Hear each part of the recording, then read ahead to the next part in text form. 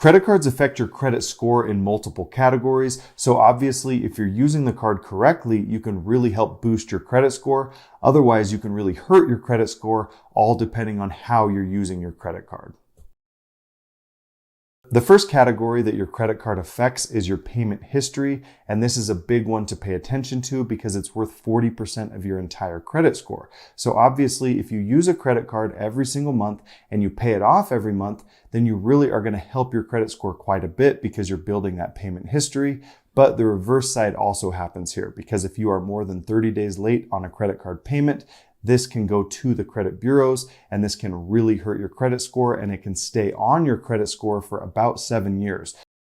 So you really do not want to make any late payments at all while you're using a credit card. So if your payment is due on the 15th and you really don't have enough money to pay off the credit card, then at least make that minimum payment by the due date, because the minimum payment on your credit card is always going to be really low, even though you pay a lot of interest on it. But in that case, you won't be hurting your credit score in that payment history category because you're at least making the payment by the due date. Now, the next category that's affected is called your credit history, and this one takes up 21% of your credit score. So it's obviously still worth paying attention to, but it is fairly straightforward because once you open up a credit card, you're starting that credit history on that particular card. So if you keep it open for 5 years, great, you have 5 years of credit history, which is going to help your credit score. And if you even keep it longer than that, it's going to keep helping your credit score over time. So when you open up a credit card, make sure it's one that you really want to keep for a long time, because if you close that credit card, the credit history is going to be wiped out and you no longer have history for that particular card. So you really want to have credit cards that you can keep basically forever, because in theory, the longer you keep the cards, the better off your credit score is going to be in the future. And honestly, if you do have a credit card that you hardly ever use and you just don't want it sitting around in your wallet and having to pay attention to it, then go ahead and close it, even if it does affect your credit score, because eventually the credit score is going to go back up just with regular things in life. Like if you have a mortgage, car loan, credit cards, all those types of things are building credit history. So if you do end up closing one card just because you don't want it anymore, that's okay, because honestly, it's probably going to make your life a little less complicated. And if you're ever in the market for a new credit card, be sure and check out creditcards.com. I've got an affiliate link for them in the description below.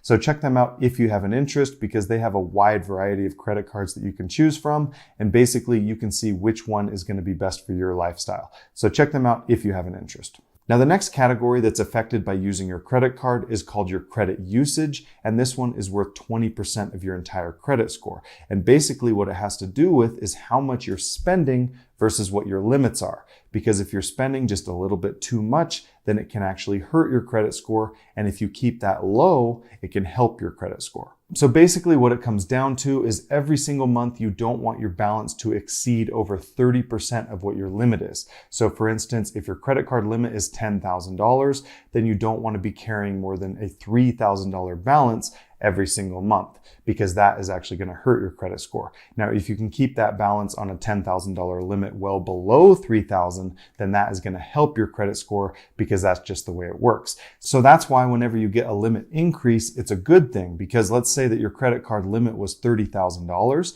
and you spent $3,000 typically every single month, then that's only a 10% credit usage. And that's really not as much of a headache to have to pay attention to when you have such a high limit, because then you're not really worried about it. So that's why I like limit increases, because it makes the credit usage a lot easier to manage. Because obviously, if you had a huge credit card limit, like let's say $100,000, even if you spent $10,000 and you could easily afford it, that's only going to be 10% of your credit usage. Therefore, you would be spending $10,000 every single month, but it wouldn't be hurting your credit score. It would actually be helping it, because that limit was so high.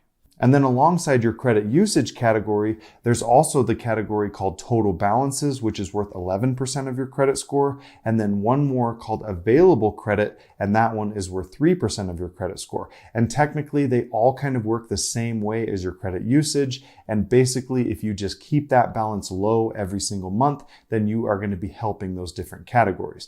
Obviously, with total balances, that one is kind of hard to manage with just a credit card, because if you've got a mortgage, car, RV, four-wheeler, all of those types of loans are going to be bundled into those total balances. And so your credit cards aren't really going to have that much of a nudge if you have a bunch of debt. But obviously, if you're keeping that credit card low, you're still going to be helping that category, and you will be helping the available credit category as well. Because even though the available credit category is only worth 3%, what it's doing is it's adding up all the available credit from your credit cards. And as long as you're keeping those balances low on every single credit card that you have, then you're going to be helping that category. You're also going to be helping the credit usage category, and you're going to be helping the total balances. So overall, just keep those balances low on all of your credit cards and you're good to go.